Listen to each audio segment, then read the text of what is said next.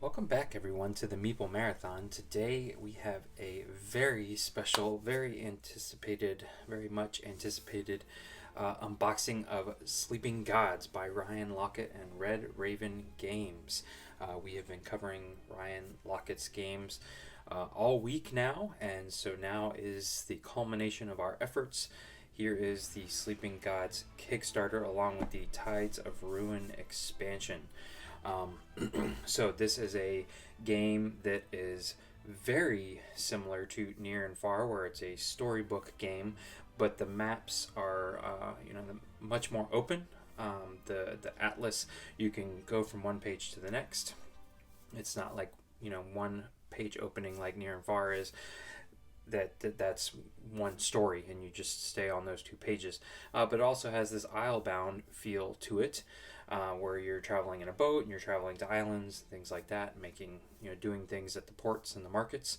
And obviously we covered Primeval Peril, which is set in the Sleeping Gods universe and is almost like a prequel side expansion, but we saw how some of the mechanics are going to work, but we didn't spoil any of the story. So let's go ahead and take a look at what we have here.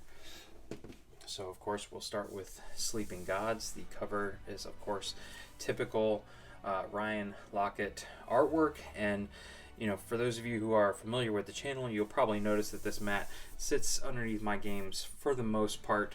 This is my favorite mat. This mat was purchased for this game. This is the Ryan Laukat designed Hudson mat, part of the Game Toppers Kickstarter 2.0, but I got this mat to play this game, so very excited to see it all together. And here we have on the inside here, just could have been just black or white or whatever, a single color, but it is designed quite nicely on the inside of the box. All right. And just so you are aware, the music that you were hearing at the beginning and may hear in the background is part of the Kickstarter. Ryan Laukat created a soundtrack, I guess you could say a score for the game for people to listen to while they're playing the game. So I might let that play a little bit at the end just so you can listen to that music. I'm not quite sure how it's going to be available or if it will be available afterwards, but just take note that if you ever hear music, if you can hear the music in the background, it is Ryan Laukat's score for the actual game. All right, so this is the Atlas here. Is this part of the Dungeons expansion? It might be. I think it is, because that's the Storybook. Well, this is just a rough example of what the Atlas is going to look like. So you're going to be traveling around and you have to stay between these dotted lines. Here's one section to the next. The spiral bound in the middle creates a division. So these are two separate areas, and then the edges of the page. But you can see here that I could travel down to page 8, and then we would hop over here and be coming in from 2. So as you travel down, you come in from the top of the page. And obviously here there's only one section to travel into. If you were to say travel over from page 10, you get to choose which one of these 3 sections do you travel into. So, but I'm not going to flip through all these. I don't want to spoil anything, but I just wanted you to basically kind of see what the artwork here, this is very reminiscent of Islebound. This is his universe. His artwork is here, and it's very prevalent. And you're going to see the ship piece that we get to travel around this board. But basically all of these numbers with the red circles are points in the storybook that you can do, exploration actions you could take, and then there's various there's only one here, but this is trading posts that you can visit and do actions. And here are hazards that you have to get past. So here you have to do a strength test to get past the thunderstorm. Here you have to do a cunning test to get through the fog. Not sure what the thumbs down is, but that's a negative effect. Here it's obviously 1 ship damage. So here is, not sure if this is the atlas for the full game or if this is just for the Dungeons expansion. Here we have quite a fair amount of journal logs. So, this is how you can keep up with everybody, save the game, things like that. But also, one of the really nice things on the back here is that it gives you an overall map of the Wandering Sea. So, obviously, being able to see it like this is not meant to be a spoiler. This is given to you so you can kind of make notes on it and keep track of where you have been. So I think this is a really nice touch, and they've certainly given you plenty here, enough to have plenty of adventures. All right, so this is, I'm assuming, the Storybook. Yes, and so I'm certainly not going to stop on any of this, but you can see this is by far his biggest storybook to date. And has all of the adventures, the secrets, things like that going for it. So it's written by him and his wife, and Brenna Asplund here. Okay, so you can see if you want to know when Brenna wrote a particular entry, she's got this symbol versus Ryan and Mallory Laukat. But yeah, I am not going to spoil any of that, but this is the Storybook. Okay, here is the rule book. It's not for the faint of heart. I will give you that. There is a fair amount of content in here. We're talking 40 some odd pages. It goes into a lot of detail. The combat takes up a couple pages here. For the most part, the biggest thing is, where is it? Here, on your player turn, you're going to take 2 actions. You take a ship action, you draw an event card, you take 2 actions, and then you end your turn. This covers all the various ship actions you can take, and then this covers drawing an event card, and then here are the 2 actions that you can take, which are highlighted on the shipboard, which is going to look like this. So this is going to be a large board we'll see in a minute, but you can travel, you can explore, you can go to market, or you can go to port. For the most part, you're going to be exploring and traveling. Market and port are how you can, rest your characters, buy new stuff, things like that, spend your money. So you can see that just getting through the basic actions of the game, are getting you here to 16. So understanding enough to be able to play the game, especially if you were teaching this to someone, you're talking about 6 pages worth of rules. And then probably spending command would be an important one. Challenges are pretty straightforward. They are basically skill checks.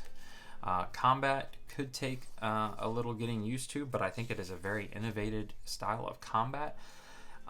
It's not necessarily card based. It's more like a special skill check based, with then this puzzle element of how you are placing down the damage onto the centipede, and there's a way to synergize with the other players, which is really neat, and I think it's going to be a very interesting and new and different style of combat. So you can see the combat does take up several pages of the rulebook here. It is something new and different. Here you see we're still going through combat, synergy tokens, combat examples, but it's really not that hard once you get the hang of it. So that is the rule book. Again, this is easily probably his most intricate game, in-depth game. Near and Far had a pretty heavy rule book. This one's up there with Near and Far. This appears to be an achievements list, so this is for the completionists. You can see there's 13 different endings you can have. So easily, there's a lot of replay value in this storybook style game. There's so many areas of that atlas to explore. You're never going to hit them all in one playthrough, and you could easily play the game 13 different times and have a different ending. So there is that achievement sheet for the completionists. Here is a very, very detailed 1-page reference sheet that is 2-sided, but at least it's here. It would appear that they have literally fit everything they could. I feel like this reminds me of when you were in high school or middle school and you were given I used to have teachers that would say, all right, here is a 3x4 index card. Any amount of information you can fit on this, you can bring to the test, and you won't be considered cheating. And so, students are literally practicing how to write as small as they can to fit as much information that can on one side of a 3x4 index card. That's kind of what that reminds me of. All right, quick start guide here, which I think is really nice. So this condenses the rule book down to just what you need to know to get started, and there is an introductory mission. So we will be going through this on camera, at least the introductory mission, because there's probably not a whole lot of spoilers in that regard. Everybody's going to be going through this same mission, and then whether you guys decide you want to follow me on my first Sleeping Gods journey will be up to you, because I hope to show some of this off on camera, but there will be obviously spoilers. So this obviously is part of the Dungeons expansion. This was part of the Kickstarter. So from my understanding, will not be included in retail. So let's just set this off to the side right now. We'll take a look at what's in that envelope here in a second. So now we're getting into the components of the game, and what I am very excited about is not only is it a storage solution included in the box, but it is themed appropriately. This is not game trays, so we'll have to see how well it functions, but you can see it is themed just like the contents of your pack in a ship would be. Hopefully everything fits in here nicely. So lots of baggies. I'm hoping not to use those, but they are provided, so there's that. There is a single standee. I'm not sure if this is for, maybe there is a cardboard ship token somewhere, but I believe we are given a painted wooden ship token.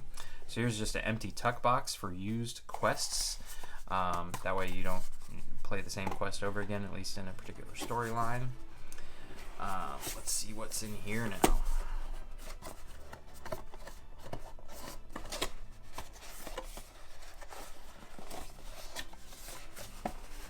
Okay, so this appears to be a box that, well, no, I don't know what this is going to hold, because you can't set these cards up on their end. The leaves don't close all the way, but they're about the right size. So these appear to be like encounter cards. I guess these are maybe the enemy cards, and this is just what the standard back is, but I'm not going to show off all the enemy cards because I don't want to spoil anything, but we'll just take a look at what's right here.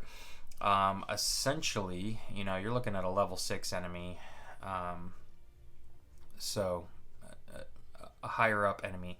Anytime they attack you, they have this base attack of 4, and this is the accuracy level that you need to meet or exceed in order to actually hit them and be able to put a point of damage down on them.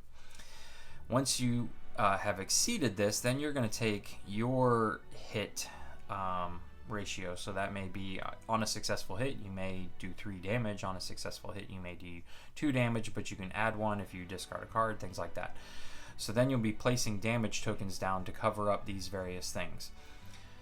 So this person's hitting for 4, but without taking any damage, they're also hitting for 4 more. You can see these additional. So until these are covered up, every time they counterattack, they're going to hit you for 4 plus whatever other damage you can see. And they always hit. Their accuracy is perfect on a counterattack, if you think about it like that.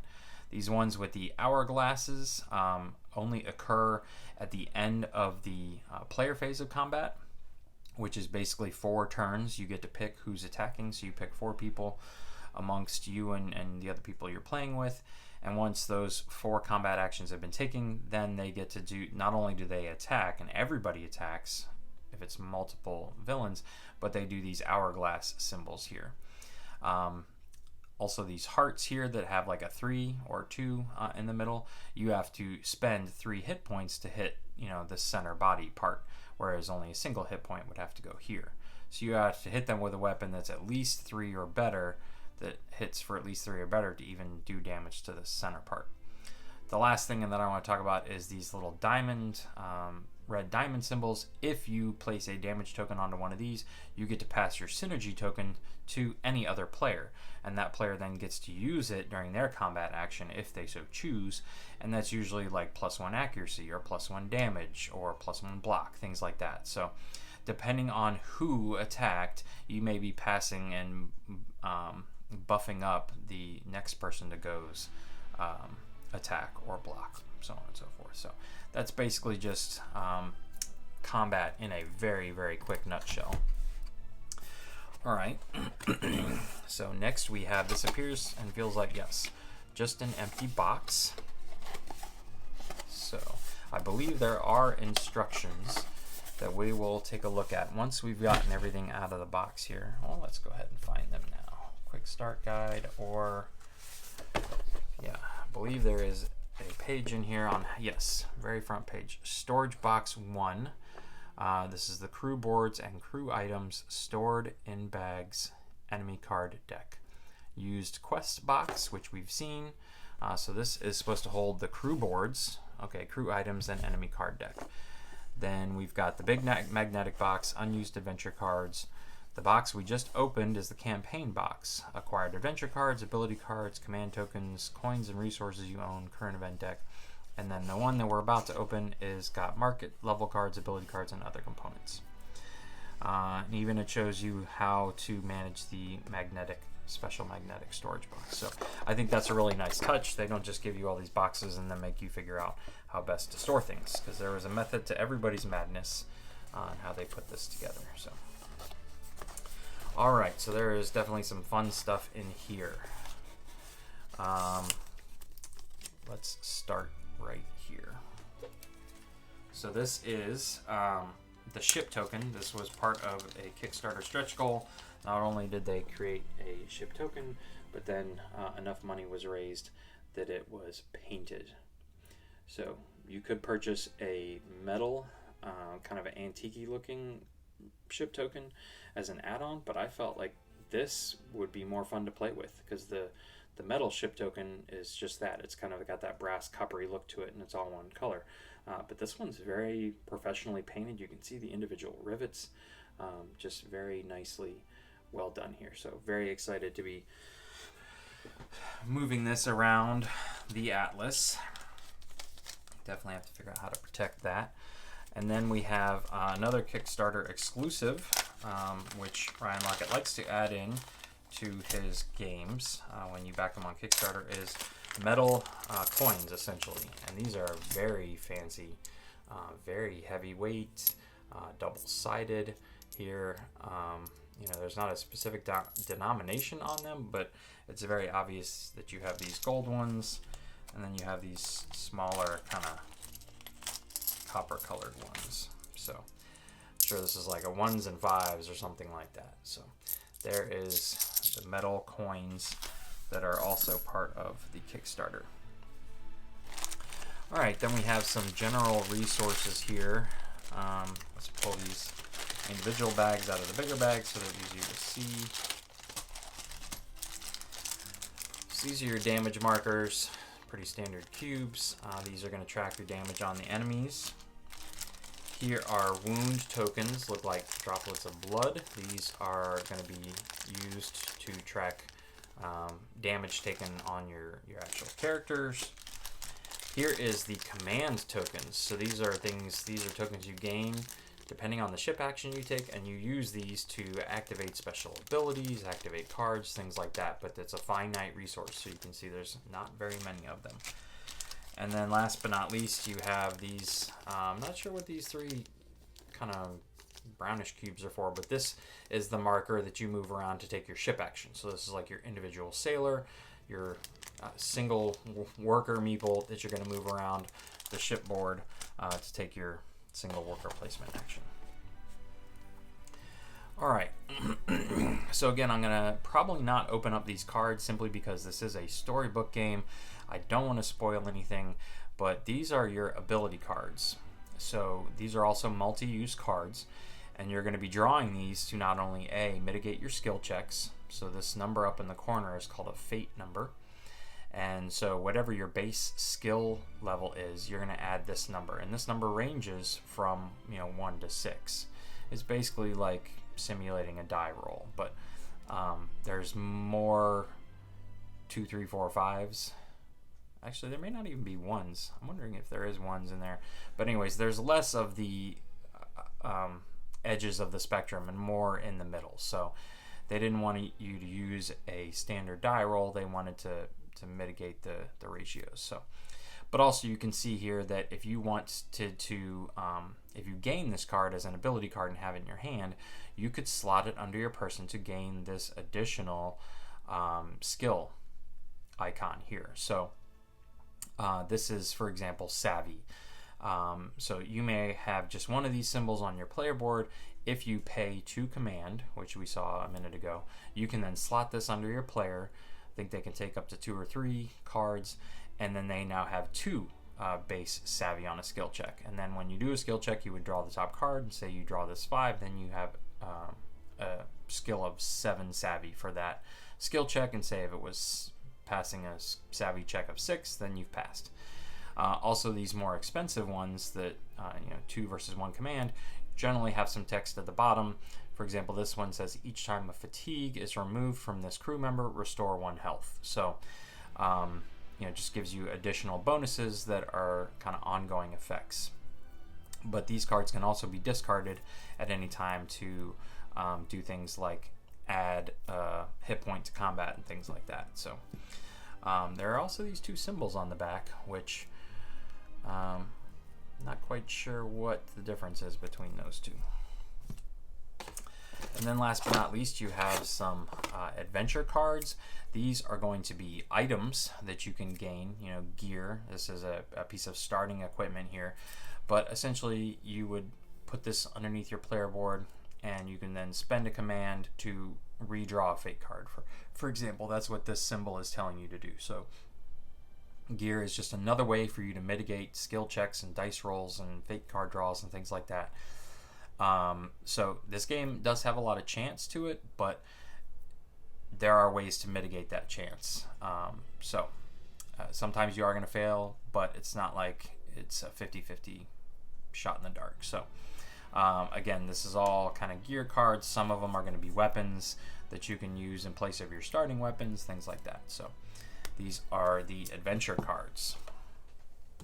So this is another stretch goal that was introduced. I'm not sure if this is a Kickstarter exclusive or not, but this is a magnetic box. So this is more than just the kind of cardboard tuck boxes we've seen here now.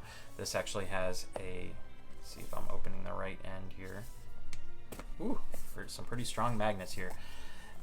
Magnetic open and closure. Here you can see the magnets right there. But these are the quest cards. These are the spoiler cards.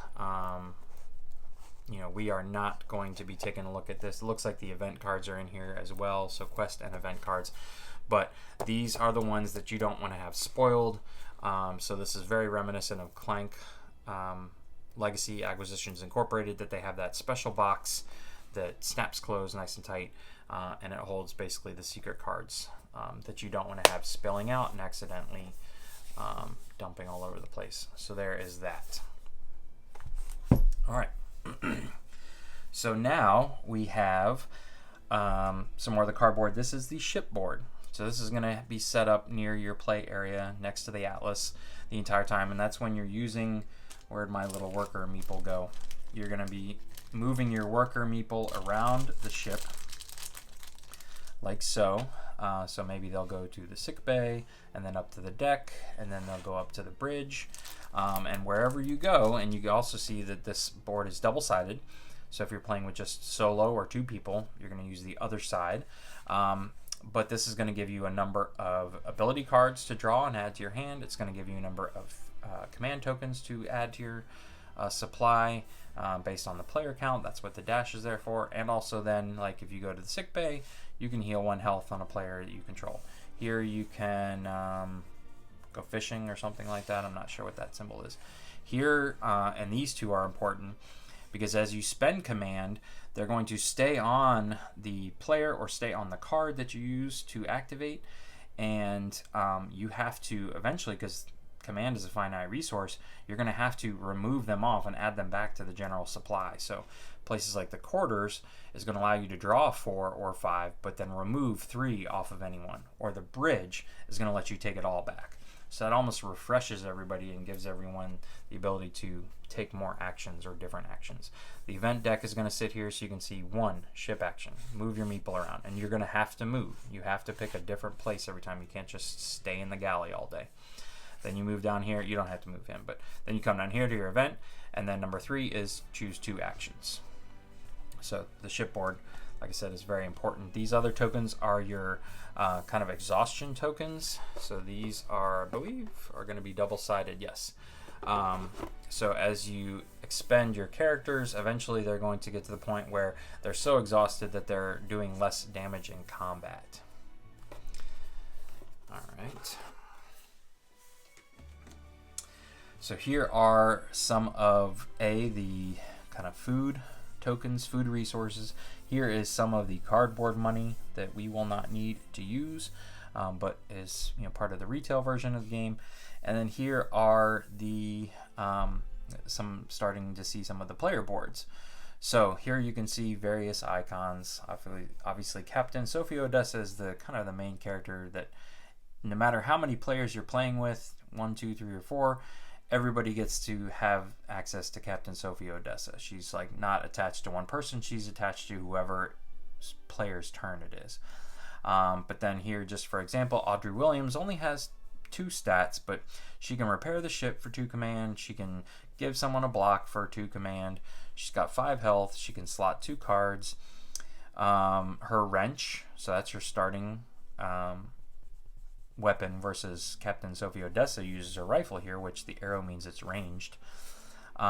Starts with 1 accuracy and it hits for 2, and you can add 1 more by discarding a wrench ability card that's already been slotted underneath her, and it blocks for 1 on the counterattack. So that's basically this. All this information down here is for combat. This is her health. These are the actions that she can take, but you can only take 1. So if she spends 2 command to repair 1, she cannot spend 2 more to give a block to someone until we remove that command. So here are the various people. I'm assuming we're going to see some more people under here. So basically a wide array of characters, which is really nice that if you're playing solo, like I will be playing for the most part, you have access to all of these guys. You don't just have to pick 2 or 3. You basically have access to all 8 characters at all times, which was kind of similar to how Aftermath did it. Even though you would only take 2 or 3 out at a time, you still were upgrading all of them throughout the entire game. So you can see here her weapon is obviously, I'm assuming that's the name of this sword, Wakizashi. So it starts with 2 accuracy, hits for 3. You can discard a cunning card, but it's got no block. So she's opens herself up a lot more, whereas the club can block for 2. And again, just more of the resource tokens, more of the money. Here we can see some status effects that can be put on you: weakened, venom, low morale, frightened, madness. Again, more characters, more tokens, and all of these guys are going to be playing with. And then last but not least, here we have a few other tokens here.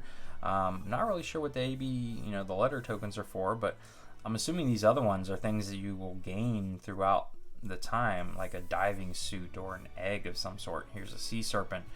Here's a port card that'll you can bring that out if you go to port, and it just reminds you of the actions you can take when you're at port, which is a very helpful way to heal up, repair your ship, things like that. And again, then just more health damage here, more status tokens, more money, just in general, more tokens. Here is one of the, okay, and here are the rest. I couldn't quite see over the lip, but these are the synergy tokens. So you can see if Captain Sophie Odessa gives you her synergy token, you're going to get to, if you choose, get +1 attack on your attack, or you can save it. So each one is uniquely different. And that, I believe, is all there is to it. So again, the inside here is also decorated as well. Also, here's what the back of the box looks like. I know I failed to show this off beforehand, but in case you wanted to see what the back of the box looks like, let's take a quick look at the Dungeons expansion here.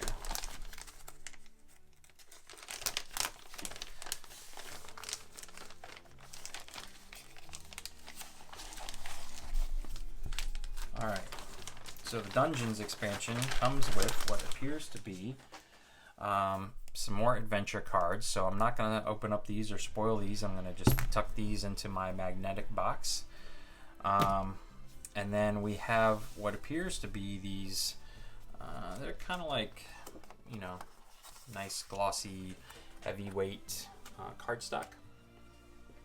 But I believe these are like kind of areas that you can, if you find the Crypt of the Thorns, then you maybe are moving this person around instead of your ship, things like that, or maybe that's one of what these markers are for. But you're basically on foot at this point, so you're not exploring by sea, you've come on land and you're exploring these various tombs. So here's the Desert Grotto, and he has mixed these in amongst the Atlas. And this is an optional variant that you can add or remove to the game. So, and he actually recommends playing through a campaign before you add in this. So I'll probably take that advice. I'll probably play through a standard campaign, and then it'll be really exciting to add this in. This will give me a reason to want to get that back out again. So there are 6 unique dungeons that you can see, and then the dungeons have their own storybook. So all those numbers correlates to something here. And here you can see there are just 2 pages of rules for the dungeon, and then some special, what appears to be status effects, things you can pick up, sausage, lucky bones. So these are your treasures that you're delving for. There's a lantern that's obviously used for something, and a couple keys. So there you have it. This was, again, kind of a stretch goal. So I don't know if he's going to turn this into kind of a mini expansion down the road. But what we are going to take a look at next is the full expansion for the game that came out with the Kickstarter, and that's Tides of Ruin. So here is Tides of Ruin. It's definitely, an expansion size box. It's not very thick here. But Tides of Ruin is just that. It's going to give you a little bit more of everything. It's going to give you an additional atlas. It's going to give you more enemies, more adventure cards, more quest cards, things like that. But obviously, as it says, it requires the base game to play.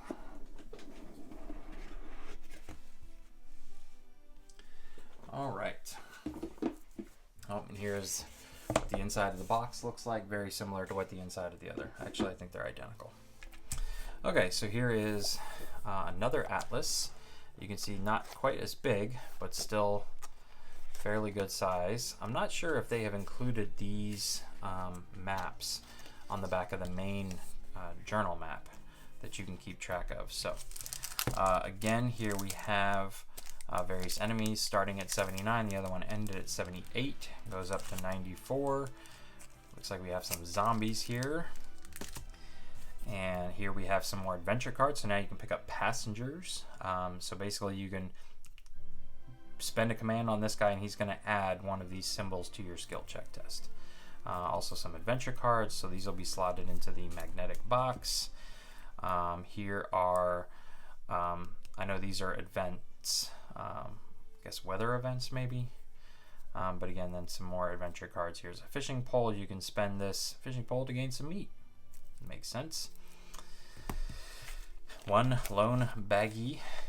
Again, we're going to try and store this game without using any baggies. We've got some more quest cards, so we're not going to open those, and some more event cards. Also, I'm not sure if there were any arcade modes in the main game, but there is a way to play this game without playing through the main campaign. You could simply say, all right, my friends are coming over, I want to play a little one-off, 2 hours worth of the game just to show it off to them. And so you would use these arcade mode cards in place of the storybook. This is going to make for a quicker game. There's less story to read, things like that. All the things that happen at particular locations are going to be included here on these cards. So I'm guessing that there were some arcade modes mixed into the other cards and we just didn't pull them out. But Near and Far did this, where he included arcade mode so that you could play just a one-off scenario of one of the 2 pages if you just wanted to play with friends and not start a whole campaign. And then this would appear to be the storybook for the Tides of Ruin expansion. Let's see if there's any rules or anything. Yep. So here is setup and some new concepts. So there's a reward card. Reward cards are shared resources that are accumulated during the game. Okay, anything else that's new? And mastery. Challenge cards have mastery at the bottom. If you succeed at the challenge by at least your mastery value, then you get the additional rewards listed. Okay, change to the turn structure, things like that. So not only is it adding just more content, it adds a few more unique things to the game. So we'll also have to see whether or not this content, which doesn't seem to be too bad, it's not a very thick box or tall box, whether or not this content will fit in the base box. So we will be showing that off either at the beginning of our kind of tutorial mission playthrough, or maybe in its own separate video if I feel like it warrants that. But I will show off how this all fits back into the box. Right now it's just a big mess on my table. Either way, that is Sleeping Gods, the Kickstarter, the newest game from Ryan Laukat and Red Raven Games. If you enjoyed this video, please consider giving it a thumbs up. And if you'd like to participate in the upcoming Sleeping Gods content, which there will be more of, please consider subscribing to the channel. Once again, thanks for watching. Have a great day.